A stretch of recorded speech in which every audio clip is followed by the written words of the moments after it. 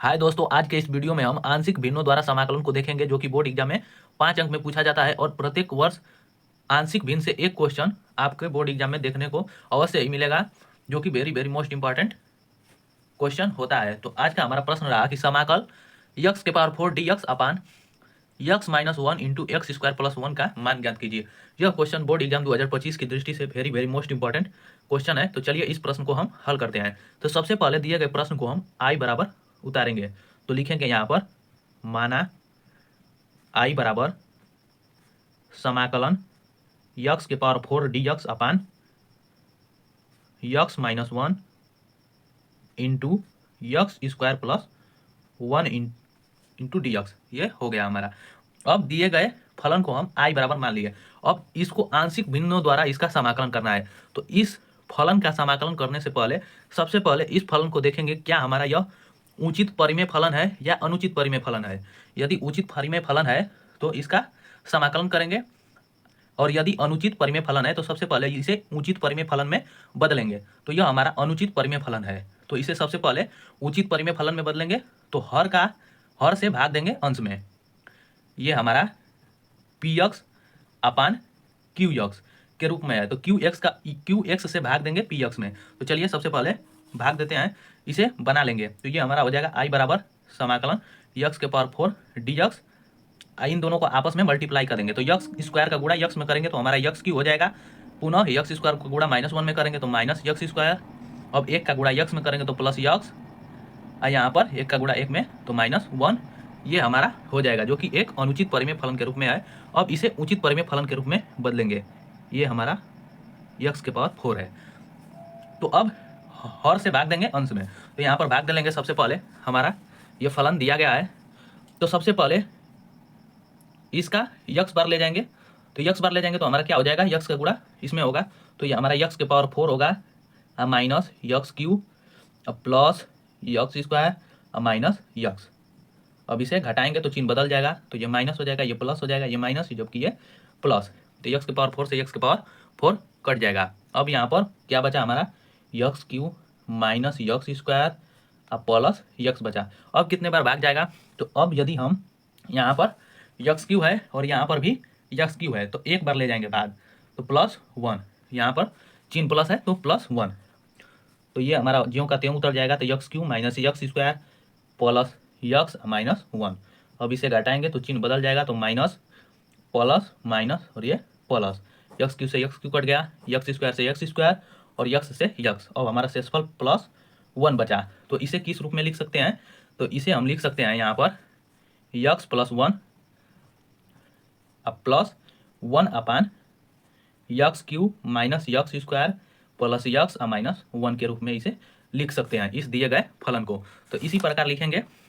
तो ये हमारा हो जाएगा समाकलन कोष्टक में यक्स +1 प्लस 1 अपान हमारा हो जाएगा x cube minus x square plus x -1 कोष्टक बंद इंटू डी एक्स। अब इसी का हम समाकलन करेंगे। तो अब ये हमारा फलन एक उचित परिमेय फलन के रूप में हो गया है। तो सबसे पहले समाकलन दोनों में ले लेंगे। तो हमारा हो जाएगा समाकलन x +1 into d x plus समाकलन 1 अपान यहाँ पर x cube minus x square plus x -1 को हम क्या लिख सकते हैं, पुनः इसी रूप में हम लिख सकते हैं। तो ये हमारा हो जाएगा एक कोष्ठ में यक्स -1 इंटू एक कोष्ठ में x square plus 1 into d x. अब इनका समाकलन करेंगे। तो सबसे पहले यहाँ पर यक्स +1 का समाकलन करेंगे। तो यक्स का समाकलन हम जानते हैं कि यक्स स्क्वायर अपान 2 होगा और 1 का समाकलन हमारा यक्स। अब प्लस, अब देख रहे हैं यहाँ पर कि 1 upon x -1 into x square plus 1 का समाकलन करना बहुत ही कठिन होगा, इसलिए इसे हम I1 मानेंगे, इसे I1, और इसे मान लेंगे हम समीकरण 1। ये हमारा समीकरण 1 हो गया। तो अब I1 बराबर हम क्या माने हैं, तो यहाँ पर I1 बराबर हम माने हैं जहाँ I1 बराबर हम क्या माने हैं, तो यहाँ पर समाकलन 1 अपान एक कोष्ठ में x -1 into x square plus 1 into d x. अब इसी का हम समाकलन ज्ञात करके समीकरण 1 में रख देंगे, वही हमारा आंसर हो जाएगा। तो सबसे पहले इसका हम समाकलन ज्ञात करेंगे। तो अब इसका हम समाकलन कैसे ज्ञात करेंगे? तो सबसे पहले इस दिए गए उचित परिमेय फलन को हम आंशिक भिन्न में बदलेंगे। तो आंशिक भिन्नों के रूप में कैसे बदलेंगे? लिखेंगे यहाँ पर आंशिक भिन्न के रूप में लिखने पर, आंशिक भिन्न के रूप में लिखने पर, भिन्न के रूप में लिखने पर, तो आंशिक भिन्न के रूप में इसे लिखेंगे तो हमारा क्या हो जाएगा? 1/x-1 एक कोष्ठ में x² + 1 बराबर, इसे हम किस रूप में लिख सकते हैं? तो उसे हम a बटा के x - 1 प्लस bx + c अपान x² + 1 इसी रूप में इसे लिख सकते हैं। तो अब इसे आगे हल करेंगे तो हमारा हो जाएगा 1/x - 1 इंटू x² + 1 एक कोष्ठ में। अब इसका एलसीएम लेंगे, एलसीएम लेके आगे हल करेंगे तो हमारा एक कोष्ठ में x - 1 हो जाएगा, जबकि एक कोष्ठ में x² + 1 हो जाएगा। अब इसको आगे हल करेंगे तो x - 1 से x - 1 कट जाएगा, तो a का मल्टीप्लाई x² + 1 में हो जाएगा। तो एक कोष्ठक में x² + 1 प्लस bx + c एक कोष्ठ में इंटू इससे ये कट जाएगा तो बचेगा हमारा x - 1। अब इसे हम देख रहे हैं कि दोनों पक्षों में हर समान है, तो 1 बराबर ये हो जाएगा, या इसे आपस में इस प्रकार कटा भी सकते हैं। तो हमारा बचेगा 1 बराबर a x² + 1 plus bx + c into x - 1। अब इस दिए गए समीकरण की सहायता से a, b और c तीनों का मान ज्ञात करेंगे। a, b और c तीनों का मान ज्ञात करेंगे। तो सबसे पहले इसका मान ज्ञात करने के लिए 1 बराबर a का इसमें गुणा करेंगे, तो ये हमारा हो जाएगा ax² + a। bx + c का गुणा x - 1 में करेंगे तो प्लस x का गुणा इसमें करेंगे तो हमारा bx² हो जाएगा, x का गुणा c में करेंगे तो प्लस cx - 1 का गुणा bx में करेंगे तो माइनस bx और -1 का गुणा c में करेंगे तो माइनस c हो जाएगा। अब x² को एक कोष्ठ में लेंगे तो ये 1 = x² कॉमन करेंगे इन दोनों में से, ax² में से और bx² में से, तो हमारा a + b हो जाएगा। अब यहाँ पर हम x कॉमन करेंगे, cx और ये हमारा bx, इन दोनों में से x कॉमन करेंगे तो प्लस x कॉमन किए तो हमारा c - b हो जाएगा, और एक कोष्ठ में हमारा प्लस a - c हो गया। तो अब देख रहे हैं कि यहाँ पर समान घातों की तुलना करेंगे, समान पदों के साथ समान पदों की तुलना करेंगे। तो लिखेंगे कि दोनों पक्षों से समान पदों की तुलना करने पर, दोनों पक्षों से समान पदों की तुलना करने पर, समान पदों की तुलना करने तो दोनों पक्षों से समान पदों की तुलना करेंगे। तो इधर देख रहे हैं x² है, जबकि इस तरफ बाएं पक्ष में कोई x² के रूप में, द्विघात के रूप में कोई पद नहीं है, तो ये हमारा हो जाएगा a + b = 0 हो जाएगा। अब देख रहे हैं यहाँ पर कि x इसमें कॉमन है, जबकि x के पद में यहाँ पर कोई नहीं है, तो ये हमारा c - b = 0 हो जाएगा। इसी प्रकार a - c हमारा अचर पद के रूप में है, जबकि इधर भी हमारा एक अचर पद एक है, तो ये हमारा a - c = 1 हो जाएगा। अब इस तीनों समीकरण की सहायता से a, b और c का मान ज्ञात कर लेंगे।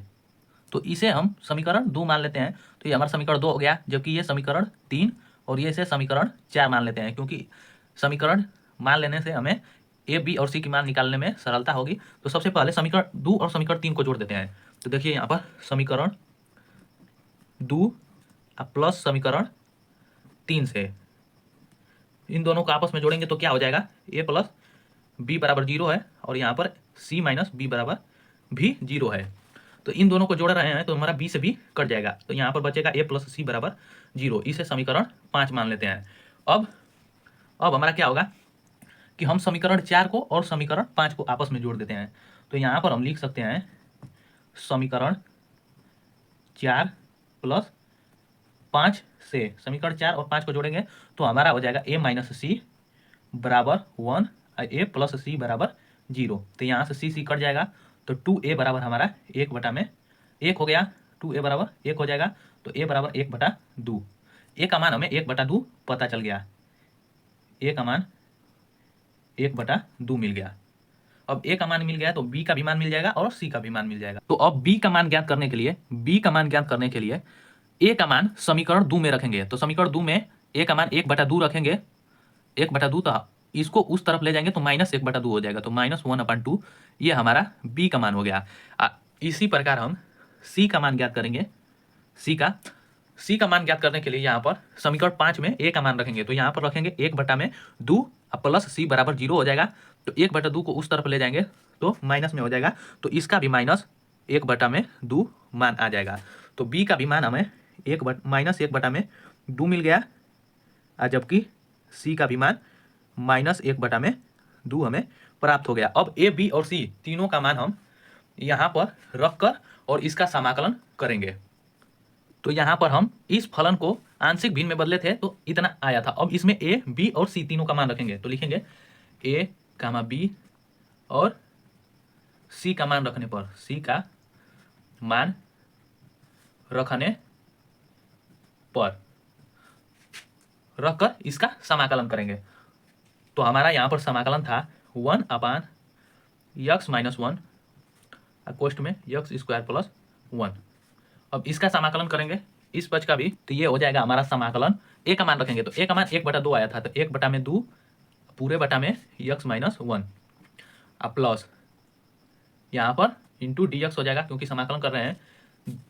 अब यहाँ पर समाकलन bx, तो b का मान रखेंगे तो -1/2 x अब प्लस यहाँ पर c का मान रखेंगे तो -1/2 अब बटा के x² + 1 इंटू dx। अब इसी का हम समाकलन ज्ञात करेंगे, तो इसे हम I1 माने थे, तो ये हमारा I1 हो जाएगा। अब इसी I1 का मान हम ज्ञात कर समीकरण 1 में रख देंगे, वही हमारा आंसर हो जाएगा।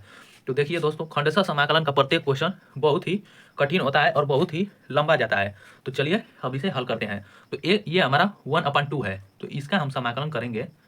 तो सबसे पहले 1/2, तो 2 हमारा नीचे आ जाएगा भागा में, तो ये हमारा बचेगा 1/2 कोष्टक में x-1 इंटू dx प्लस यहाँ पर समाकलन।